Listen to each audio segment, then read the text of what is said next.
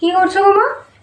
আরে দেখ না, ইংলিশ পড়ছি। তুই এতদিন ধরে আমাকে ঠিক যা যা শিখিয়েছিস আমি বারবার রিভাইজ করছি।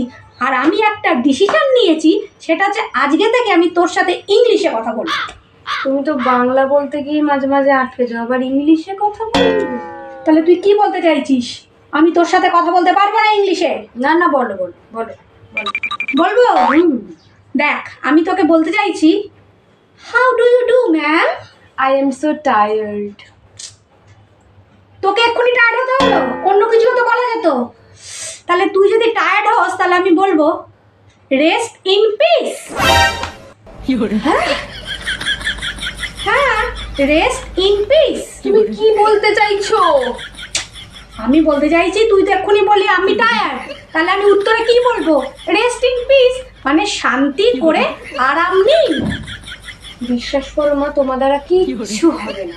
শেষে তুমি আমার রেস্ট ইন পিসে পাঠিয়ে দিলে।